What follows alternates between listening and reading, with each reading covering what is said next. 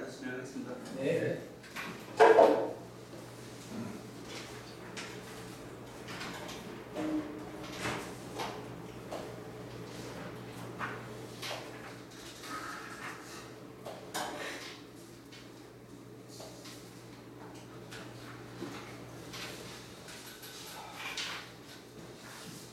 오늘은 그 창업 설명에서 1부하고 2부로 나눠서 진행을 할 거고요.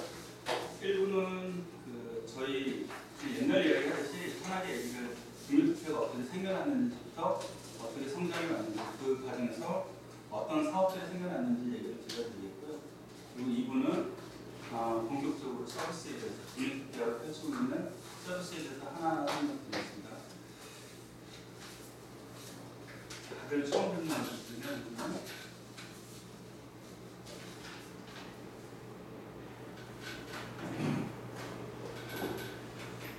국민투표 회원이시고 언제부터 알게 되셨죠? 3년 되셨고 거래는 하셨어요? 네? 거래는 하셨습니다.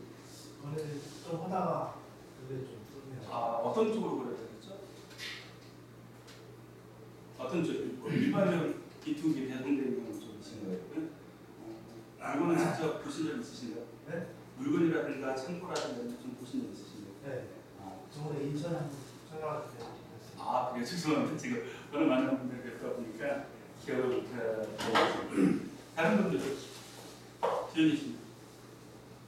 예. 며칠 전에 회원하겠습니다. 며칠 전에 회원하셨고 그러면 사장님은 지금 배송대 이용하고 계시면서 뭐 불만사항이라든가 뭐 편리한점이라든가 그런 것들은 다른 것들과의 어떤 제일 그거 품절 문제고 그다음에 배송 물품 배송 여기는 전체 다 관련 물품들이 관련되죠. 그렇죠. 다른 곳들 같은 경우에 지금 뭐 동네라고 하면 다른 곳들도 알고 계시죠. 그 부분 뭐 다른 공급사들도 있을 거예요. 다른 공급사들과의 차이점을 알고 계시나요? 잘 모르겠는데 단가가 좀 저렴하다. 다른 도매상보다 단가가 저렴하다. 뒤에 계신 분은 어떻게 다른 도매상들과의 차이점? 다른 데들은 공급 vend어가 별도로 있고 공급하는 재고를 가지고 본인의 상품을 가지고 배송대를 하는 걸로 알고 있고요. 그리고 그래서 물품 배송이라든지 직접 가슴 직접으로 사용할 수 있다는 정도.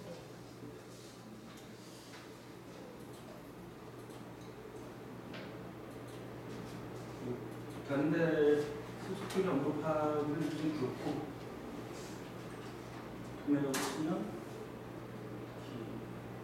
뭐 도매국이 나오나요? 그리고 무슨 기프트는 디자인이니까 좀 넘어가고 베스트캣이 나오고 왕도매가 나오고 그러네요. 대표적으로 유명한 사이트들이 저 정도 있죠? 저 정도하고 국내토피아하고 그 가장 큰 차이점은 지금 그 사장님께서 말씀 잘 해주셨는데 다른 곳들은 중개 사이트입니다. 그러니까 공급자가 다 따로 있죠. 아주 쉬운 예를 들어드리자면 도매국 가장 유명하죠. 라디오 광고하고 광고 많이 하죠. 도매국 같은 경우에는 도매토피아의 회원이 그 마진 붙여가지고 도매국에다 물건을 올려놔요. 그래도 도매토피아에서 배송이 되죠. 그렇다는 얘기는 그 공급자가 원청이 아닐 확률이 높다는 얘기죠. 그러면 제2벤더, 제3벤더, 제4벤더 이렇게 그 공급자가 넘쳐날 수 있다 보니까 뭐 배송비용 하시는 분의 입장이라든지 그런 분들은 DB 자체가 굉장히 중복이 될 확률이 높고요. 그리고 문의를 했을 때 피드백이 바로바로 피드백을 빨리 주기 힘들겠죠. 그리고 가장 중요한 문제는 물건을 팔다가 여러 가지 그 문제에 부딪힐 수가 있겠죠. 뭐 검사 문제라든가 판권 문제라든가 저작권 문제라든가 법적인 여러 가지 문제가 일어날 수 있을 거예요. 아무리 뭐 장사를 잘한다고 해서 품목이 많아지면 그런 문제에 노출될 수밖에 없으니까요.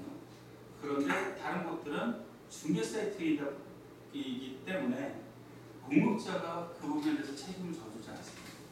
하지만 도매토피아는 도매토피아가 직접 소싱하고 직접 수입하고 직접 재고를 가지고 가고 직접 이민정의까지 다 제공해 드리는 거기 때문에 모든 법적인 문제에 있어서 금융투피하고 책임을 져드립니다. 이 부분이 가장 다른 것 같습니다. 이 부분에 대한 얘기는 지속적으로 계속 나올 테니까 여기까지 하고요. 이게 저희 그 회사 소개서인데 회사 소개서를 바탕으로 옛날 얘기 비슷하게 들려드릴게요. 축구 좋아하시죠? 이번에 월드컵이 좀 허무하게 끝났어요. 근데 그 2002년이죠. 저희 한국에서 월드컵 펼쳐졌을 때 난리가 났었죠. 근데 어쨌든 그 월드컵 열기와 거의 무관하게 저희 대표님하고 이사님하고 그리고 또 한 친구가 있었는데 3명이서 그 DLT 무역회사를 차린 게 저희 금융투자의 시작이었습니다. 처음에는 그 영등포구청역 바로 앞에 사무실 하나 내가지고 사업을 했었는데 무슨 사업을 했었냐면요. 중국 청도에서 공장 하나를 섭외해가지고 초콜릿을 OEM으로 주문을 해서 생산해 내가지고 남대문이라든가 동대문에 있는 과자 시장에 과자 도매상에 납품을 하는 일을 했었어요. 근데 그쪽 일들을 원래 뭐 알고 했다거나 배우고 했다거나 그게 아니라 그냥 그 막연한 꿈을 가지고 좀 몇 달 아는 선배한테 그냥 보고 듣고 한 정도로만 저희 대표님이 하고 그냥 바로 뛰어든 거죠. 저희 대표님 성격이 굉장히 좀 추진력이 좋으실 분이라. 근데 어쨌든 뭘 그냥 준비하고 일을 시작한 것도 아니고 자금이 넉넉한 상태에서 그 일을 시작한 게 아닌데 도매상 다녀보신 분들 있으신가요? 도매상? 도매상 다녀보신 분들 보면 아시겠지만 도매상에 물건을 까는 일은 물건을 공급하는 일은 단가만 맞으면 그렇게 어려운 일이 아니에요. 다만 정말 어려운 일들은 수공이죠. 그리고 또 이 관행처럼 펼쳐져 있는 게 길들이기라는 관행이 있어요. 그래서 바로 돈을 주지 않는다. 그런데 중요한 거는 바로 돈을 주지 않는 그 업체가 망하기라도 하면 돈 받아낼 데가 없어요. 근데 어쨌든 그 길들이기 관행에서 계속 뭐 부채가 쌓이기 시작하죠. 1,000만 원, 2,000만 원, 3,000만 원 이렇게 하다가 나중에 거의 그 9,000만 원 정도 그 빚을 지셨던 건데 그래서 더 그 지속적으로 물건을 주문해서 공급할 수 없는 지경까지 이르셔가지고 손들을 다 들고 같이 업무를 시작했던 그 저희 대표님과 이사님 후배는 일을 그만두고 저희 대표님하고 이사님하고 그 제가 주소를 아직도 기억하는데요. 당산동 1가 254-6번지라는 그곳에 다 쓰러져가는 그 한옥 폐가 건물이 하나 있었어요. 거기를 아는 사람 소개를 해가지고 무보증 월세 30만 원에 쓸 수 있게 됐어요. 거기를 창고 겸 그리고 사무실 겸 숙소로 쓰게 됐죠. 근데 저는 이 두 분을 만나기 전에 이미 그 2000년도 정도쯤에 그 사업을 몇 년 동안 하다가 한 10억 정도 빚을 좀 크게 망했어요. 그래서 저는 그 당시에 뭐 집이 워낙 가난했던 사람이라 다시 이게 회생할 수 있을 거라는 생각을 전혀 못했어요. 그래서 거의 반노숙자처럼 생활을 하다 싶었거든요. 근데 그 제가 이제 영업 쪽에 원래 있었던 쪽을 알고 저희 이사님하고 저는 그냥 다른 쪽으로 개인적인 친분이 있어가지고 일을 같이 해보자라고 했을 때 딱 두 분을 보고 느낀 생각이 여기까지 올 거라고는 요만큼도 생각해 본 적이 없고 에휴 불쌍한 건데 저 두 사람은 나처럼은 안 됐으면 좋겠다 라는 생각으로 일을 시작했습니다. 왜냐하면 두 사람 빚이 9,000만 원이면 제 빚에 비하면 아무것도 아닌 거잖아요. 그냥 바싹 일하면 세 명이서 그냥 합심해서 일하면 금방 갚을 수 있는 돈인 것 같아가지고 했는데 딱 들어가서 사무실에 들어가서 보니까 남아있는 돈은 없고 라면 사 먹을 돈도 없더라고요. 그리고 뭐 어떻게 일을 할 거리들도 없고 그래가지고 제가 그 당시 그 노숙자 시절에 가끔 아르바이트로 하던 일이 있었어요. 그게 뭐냐면 차바이라고 하시나요? 차바이라고 들어보신 적 있어요? 들어본 것 같은데 아니죠. 차바이가 뭐냐면요. 여러분 얼마 안 있으면 추석인데 그 지방으로 내려가시다 보면 차가 막히는 지점에서 뻥튀기도 팔고 생선도 팔고 과일도 팔고 그러죠. 그런데 그거는 이제 어떤 특정 일에 그런 거고 이 수도권 지역에 병목 현상이 일어나는 그 신호대기 구간들이 있잖아요.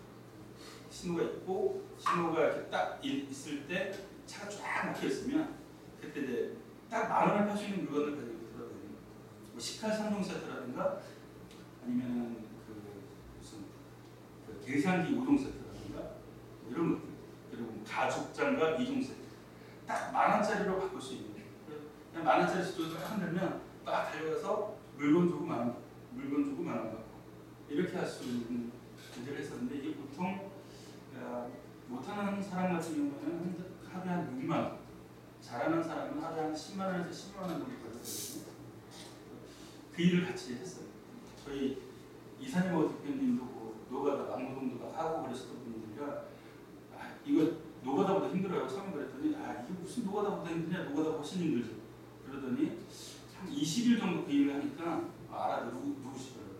근데 그래서 어쨌든 그 돈을 좀 이제 라면 먹고 살 수 있는 돈이나 밥 먹고 살 수 있는 돈 정도는 조금 벌어서 모아놓고, 이제 저희 대표님이 더 이상 이거 못하겠다, 한 달 반인가 2달 정도 그 정도 시간이 간 다음에 저희 대표님 그러시더라고요. 도저히 못하겠다, 좀 다른 일 좀 하자. 왜냐? 쪽팔려서 못하겠다. 나름 또 자기 얼굴 팔린다 이런 건데, 그래서 그나마 조금 업그레이드된 일을 찾은 게 그 노점이죠, 노점. 길거리에서 그냥 앉아서 그래서 길거리 그에서 그거는 그 차바위로 팔던 물건들을 그대로 팔아봤는데, 차바위에서는 그렇게 잘 나가던 물건들이 노점에서는 안 나가더라고요. 이게 뭐냐면 차바위에서는 짧은 그 신호대기가 약간 마감이라는 같은 느낌을 주니까 뭐 할 거 없고 이렇게 하다가 가만히 하다가 순간적으로 사는 거라 살 수 있는데, 길거리는 그냥 그게 아니잖아요. 그러다 보니까 똑같은 물건을 갖다 놔도 안 사더라고요. 그러니까 저희가 하루에 6만 원, 7만 원, 10만 원, 10만 원 이렇게 되던 거리가 그 노점을 가는 순간 하루에 한 2, 3만 원 거리도 안 되더라고요. 그래서 이것도 팔아보고 저것도 팔아보고 그 천장 물건들처럼 쫙 깔아놓고도 팔아보고 별의별 것들을 다 팔아봤는데 하루 3만 원 거리가 힘들더라고요. 무슨 이자 갚는 돈은커녕 정말 먹고 살기 힘들 정도여가지고 어떻게 하나 그러다가 저희 대표님하고 전임부사가 아무리 길거리지만 좀 제대로 된 상품을 팔아보자 라고 해가지고, 그 당시 그 청계천, 청량리, 그리고 신설동, 창신동, 그리고 화곡동, 그리고 동대문까지 해가지고 여기를 제가 매일매일 돌아다녔어요. 매일매일 돌아다녀서 계속 뭐 면도기서부터 코털깎이, 무슨 스피커, 뭐 예능 가방, 별의별 것들을 바꿔가면서 계속 팔아갔죠. 근데 안 나가더라고요. 한 20일 정도쯤 될 때야 요즘 정말 힘들다. 그냥 물건 갖다가 그냥 보태가지고 파는 정도는 안 되나? 이렇게 힘들어하고 있을 때쯤 그 화곡동에 어느 작은 도매상이 있는데 거기에 뭔가 깔끔하고 박스도 괜찮은 물건이 딱 하나 보이더라고요. 그게 뭐냐면 전동 칫솔 쓰시는 분 있으신가요? 전동 칫솔. 전동 칫솔 써보셨나요? 예전에 전동 칫솔이 한 얼마 정도죠? 한 60만 원 같은 거 같은데. 브라운 전동 칫솔이 그 당시 처음 나왔을 때 20만 원이었어요. 그러니 그 당시에 일반 서민들은 써보고는 싶지만 꿈도 못 꾸는 거였죠. 그런데 제가 딱 발견한 게 투명으로 잘 포장되어 있는 것 중에 칫솔 모가 이렇게 4개 딱 꽂혀져 있고 대가 딱 하나 꽂혀져 있는 전동 칫솔이 도매가로 6,500원에 팔았는데, 저걸 10,000원에 팔면 뭐 마진은 35% 정도긴 하지만 뭐 다른 물건에 비해 마진은 조금 적지만 괜찮겠다 싶더라고요. 그래서 그거를 제가 딱 100세트를 샀어요. 사가지고 그 당산역 이렇게 내려가는 지점을 보면 그 아울렛 건너편 그 있거든요. 거기 그 신호등 앞에서 제가 10시 반부터 이렇게 딱 팔았는데 딱 4시간 만에 그 세트를 다 팔았어요. 그러니까 100만 원 생긴 거고 35만 원 이익이 생긴 거죠. 그래, 다른 거 다 필요 없다, 자질구레한 거 다 필요 없다, 이 상품으로만 밀고 나가자 라고 해가지고 그 설명서 다 전동 칫솔을 팔기 시작합니다. 그때 초창기에는 한 사람 앞에 못 팔아도 그냥 매출로 따졌을 때 5, 60만 원을 지금 팔았던 거예요. 초반에. 그러니까 이제 사는 사람도 많고 파는 이득도 많아지니까 제가 좀 그 매출에 대한 이득을 더 높이기 위해서 계속 원청을 찾았어요. 원청을 찾아가지고 6,500원에 갔던 물건을 대루매상이라고 하죠. 수입상. 원 수입상을 찾아가지고 나중에는 4,000원에 공급받을 수 있습니다. 하나 팔면 6,000원 받는 생기는 거죠. 그런데 이제 제가 막 물건을 팔다 보니까 옆에서 그 호떡 팔던 아주머니, 떡볶이 팔던 아주머니, 치약 팔던 아주머니들이 그 총각 나도 그거 좀 팔게 해줘 라는 분들이 생겨납니다. 그래서 저희 대표님이 직접 판매를 걷어버리시고 그런 분들 물건 깔아주는 분을 하시기 시작하죠. 그래서 아마 그때 대표님이 약간 그런 걸 느꼈던 것 같아요. 혼자 다이어트로 장사하는 것보다 어떤 같이 이렇게 나가면 더 클 수 있다 라는 것들을 좀 느끼지 않으셨을까 라는 생각이 드는데, 어쨌든 비 오는 날 빼놓고 그리고 공익 요원한테 잡혀가는 날 빼놓고 그리고 가끔 이 자리 싸움 일어나가지고 막 싸우느라 못 파는 날 빼놓고 그런 날 빼면 한 달에 한 18일, 20일 정도 일할 수가 있어요. 근데 그 정도 해가지고 제가 한 5개월 정도 일을 했는데 5개월 만에 거의 저희는 무조건 돈을 모아야 된다 라고 해가지고 거의 먹는 것도 라면 정도밖에 안 먹었어요. 그리고 따로 돈 가져가는 것도 없었고, 그래서 5개월 만에 제가 8,500만 원 정도를 모았어요. 모았는데 저희 대표님이 픽업할 생각을 안 하시고 우리 이 돈으로 사업을 하자고 하시는데 인터넷 사업을 하죠. 우리처럼 돈 없고 빼먹고 힘없고 아무것도 가진 거 없는 사람들한테는 인터넷으로 일하는 게 굉장히 큰 기회가 될 것 같아. 우리도 그리고 아마 옵션이라는 게 생겼는데 우리가 그런 것들을 이용해서 물건을 팔아보자 라고 얘기를 하시는데 저는 헛웃음밖에 안 하고요. 왜냐하면 저희 대표님, 이사님, 저 5명 다 컴맹이에요. 제가 아무리 컴맹이지만 혹시 온라인으로 장사를 하려고 한다면 기본적으로 사진 촬영을 할 수 있어요. 포토샵을 할 수 있어요. 쇼핑몰이라도 만들다 치면 뭐 자바라든가 HTML이라든가 이런 거 정도는 알아야 되는데 나는 키보드도 독수리로 치는 거예요. 저는 지금도 이 10손가락 중에 5손가락 정도 사용을 합니다. 그런 사람들끼리 모여가지고 무슨 인터넷으로 장사를 하자니. 참. 근데 저는 어차피 약간 인생 반 포기하고도 살던 사람이라 그래요. 뭐 이렇게 좀 시큰둥하게 얘기를 했죠. 근데 이제 그런 일들을 하기 위해서 저희 이제 이사님하고 저 대표님하고 국비 지원 학원을 다녔어요. 한 달에 한 3만 원씩 내는 학원. 그래서 3개월 만에 속성으로 포토샵, 검색 뭐 이런 걸 익혔죠. 그래봤자 뭘 할 수 있겠습니까? 근데 딱 3개월 다니고 나니까 저희 대표님이 그러더라고요. 야 그만 다녀. 일하자. 아니 뭘 할 줄 알아. 도용 좀 그릴 줄 알고 글자 그릴 줄 알고 그런다고 뭐 일을 할 줄 알아? 야 일을 하면서 배우는 거야. 뭘 학원 다니면서 뭐 언제까지 학원 다닐 거야? 하면서 배우는 거야. 그렇게 얘기를 했어요. 알았어요. 그래서 일을 하기 시작했죠. 그때가 저희가 2003년 10월달 정도쯤 11월달 정도쯤 했던 것 같아요.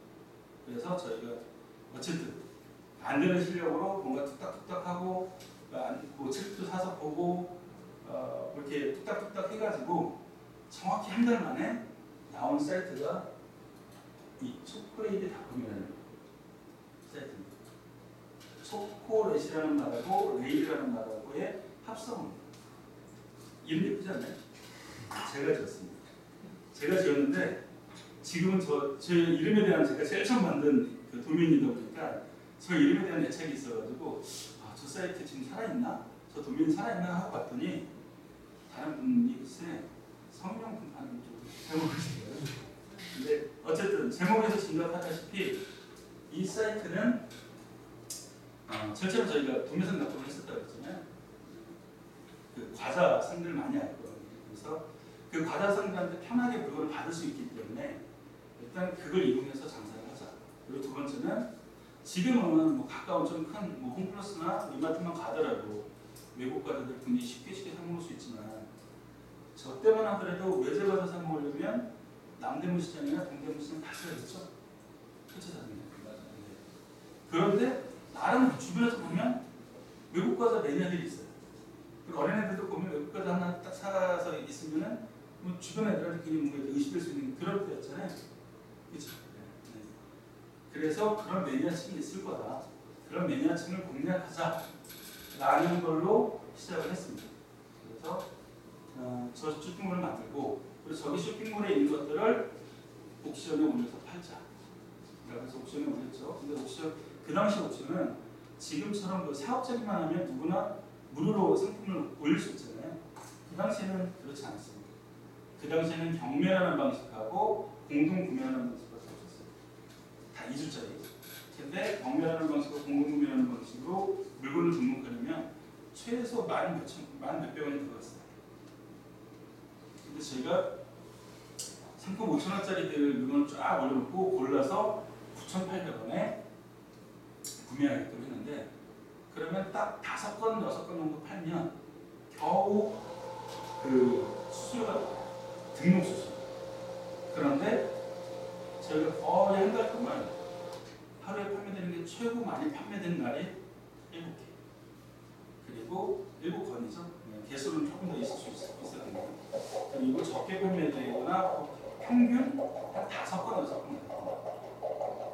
그래서 그 당시 저희 대표님이 매일 하시던 말씀이 딱 50건씩만 나가면 좋겠다. 50건씩만 나가면 광고도 해볼 수 있고 좀 더 다양한 시도를 해볼 수 있을 텐데 뭐 그런 방법 없을까? 라고 해가지고 돈 안 들이고 할 수 있는 방법들 다른 분들의 뭐 키워드 카피서부터 별의별 방법들을 다 해보자 라고 했는데 저희가 무식해서 그런지 정말 한 달 동안 7건, 6건, 5건, 4건, 다시 5건, 4건, 3건 이렇게 나오더라고요. 그날이 1월 15일이었는데 한 달째 계속 그렇게 나오니까 지겹잖아요. 우리가 그냥 팔리면 그렇구나. 조금 이런 생각이 들 때쯤이었는데 저희 대표님은 뭐가 좋다고 맨날 이렇게 싱글싱글 웃으세요. 웃으시면서 하시는 말씀이 그때 이제 그 돈 없는 돈으로 2,000원어치 그 돼지고기를 사다가 중국산 김치로 끓인 김치찌개를 끓여가지고 이제 3명이서 소주 한잔 하면서 딱 눈을 딱 뜨고 일어나면 거짓말처럼 주문이 50건 딱 들어있으면 진짜 좋을 것 같지 않냐? 이런 쓸데기 없는 얘기를 하면서 거의 새벽 1시까지 공상 같은 얘기를 뭐 정말 그 사람들이 저희를 보고 덤앤덤이라고 그랬어요. 왜냐하면 저희 대표님이 미래에 대한 얘기 나는 말이야 딱 10년 후에 100억대 회사를 꾸릴 거야 뭐 이런 얘기를 하면 사람들이 저 바보 이렇게 딱 생각을 하는 거죠. 그래서 약간 정상은 아니었어요. 근데 어쨌든 그날도 막 혼자 뭐가 좋다고 이렇게 웃으면서 이제 딱 눈뜨고 일어나면 50건 돈이 들어있으면 진짜 좋겠다. 그리고 막 혼자 술 마시더니 기절하다시피 자고 있더라고요. 저는 딱 보면서 이 사람들하고 언제까지 같이 일을 그만둬야 되는 거 아닌가라는 생각을 하고 있을 때쯤에 저도 이제 딱 그 집에 가지 못하고 자고 딱 일어났어요. 제가 조금 늦잠을 잤는데 그래도 제가 그 셋 중에서 제일 먼저 일어나가지고 인터넷으로 장사하는 사람들은 이렇게 딱 눈 뜨면 매출부터 확인을 해요. 사실. 그런데 확인을 했죠. 8시 반에 일어나가지고 확인을 했는데 제가 저기 1시쯤 넘어서 자거든요. 그리고 제가 11시 정도쯤에 매출을 확인했는데 정말 그때 한 4건 정도 주문 들어있는 걸 확인했는데 딱 제가 아침 8시 반에 주문을 확인해봤더니 밤새 새벽 시간에 무슨 일이 있었는지 모르겠는데 거짓말처럼 50건 주문이 들어있는 거예요. 이게 뭐지? 왜 이럴까? 라고 생각을 했어요. 그런데 아마 여기 계신 여자분들은 1월 16일 날 왜 갑자기 그렇게 주문이 들어왔는지 조금 짐작을 하실 거예요. 남자분들은 왜 나갔을까 이러시는 분이에요. 무슨 날이었어요? 사장님 무슨 날이었어요? 무슨 날이야? 화이트데이인가? 화이트데이는 그리고 저희 그 3명은 초콜릿을 판다는 생각을 하면서도 그 초콜릿이 가장 많이 나간다는 발렌타인데이라는 거는 생각도 해본 적이 없어요. 왜 생각도 못해요? 세 명 다 초콜릿을 받아본 적이 없기 때문에 그러겠죠. 촌놈들이 무슨 초콜릿을 받고 살았겠어요. 근데 어쨌든 저는 그때 처음 알았어요. 세상의 여자들이 남자들을 위해 그렇게 많은 초콜릿을 사는지 처음 알았어요.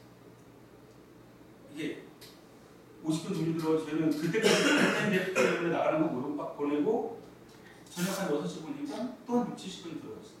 그리고 그 다음 달에 몇백 건, 그리고 며칠 후에는 거의 1000건, 그리고 한 열흘 후 정도쯤에는 몇천 건 이렇게 줍니다. 그런데 저희가 얼마만큼 바보였냐면요, 이런 쇼핑몰을 딱 하나 만들면 카드로도 결제할 수 있어야 되고 핸드폰으로도 결제할 수 있어야 되고 자동으로 뭐 가상계좌 만들어져서 입금이 자동으로 처리가 되어야 되겠죠. 그렇죠? 그걸 이제 PG라고 하는데 저희는 그런 거에 대한 개념도 모르고 그냥 무통장 입금하고 계좌번호 딱 올려놨어요. 그런데 저희는 인터넷 패킹이라는 것도 몰라가지고 인터넷을 장사하면서 저희 이사님이 그 당시에 그 사업자가 이사님 명이었어요. 저희 이사님이 하루에 한 20번씩 통장을 찍어가지고 왔어요. 야, 김미영 입금했어. 심수나 입금했어. 심수는 19,800원. 그러면 그거를 입금하는 돌리는 걸 수동으로 했었어요. 그런데 이게 주문이 많이 들어오다 보니까 일일이 그걸 찍고 오는 게 너무 힘든 거예요. 찍어 갈 시간도 없는 거예요. 그런데 저희 주문이 많아지니까 이 세 명에서 주문권들을 다 소화하지 못하다 보니까 저희 선배, 후배, 친구들을 한 10대 명 넘게 불렀어요. 그 사람들하고 밤새 포장을 했었는데 이 바보 주변에는 역시 바보들이 있어요. 바보 선배한들이 그러는 거예요. 야, 그걸 언제 일일이 다 찍고 있어? 걱정해서. 사람들은 주문하면 다 입금해. 무조건 보내. 근데 그 당시 다 최면에 걸린 것처럼 그렇지. 그래 보내야겠다. 이러고 물건을 그냥 무조건 보내기 시작합니다. 그런데 그 다음부터 게시판에 재밌는 글이 올라와요. 야, 이 사이트 정말 신기해요. 제가 방금 입금하고 왔는데 물건이 와 있어요. 원래 숨어 있다가 줘요. 정말 신기해요. 짜장면보다 더 빨라요. 그런데 저희가 처음에는 이제 송장을 수기로 쓰다가 주문이 많아지니까 수기로 쓸 수 없잖아요. 지금 저희 인천 창고에 있는 송장은 몇만 장 하루 순식간에 뽑아내는 프린터인데 그 당시 저희가 송장 프린터로 받은 거는 도트 프린터라고 그러고 띡띡 이렇게 한 장이 나와요. 하루 종일 뽑아도 1,000몇 장밖에 안 나와요. 그리고 그렇게 해서 송장이 나오고 옆에는 또 사람이 또 수기로 써요. 수기로 쓰는 사람 두세 사람 있어요. 그렇게 하면은 당연히 뽑아내는 송장과 쓰는 송장과 또 쓰는 송장과 쓰는 송장 사이에서 겹치는 부분이 생기겠죠. 그러니까 보냈던 데 또 보내고 보냈던 데 또 보내고 뭐 이런 것도 생깁니다. 그런데 고객들이 오해를 하고 게시판에 글을 올립니다. 물건이 또 왔어요. 보너스인가 봐요. 이거 정말 좋은 것 같아요. 이용했다고 쇼핑을 이용했다고 보너스를 주는 것 같아요. 뭐 이런 글이 올라와요. 근데 뭐 그거 보면서 다시 뭐 달라고 하고 처리할 그런 시간조차 없었고요.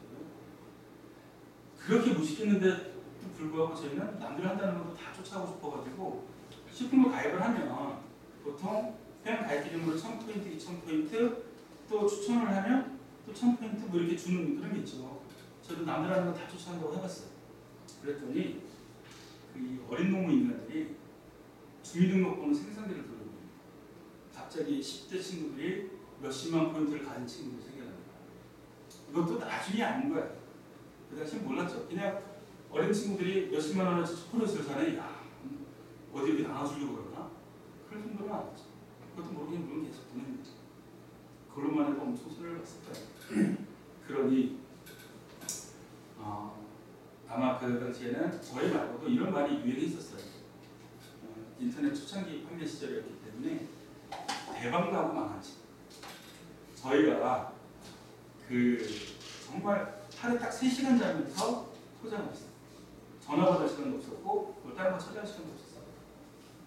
진짜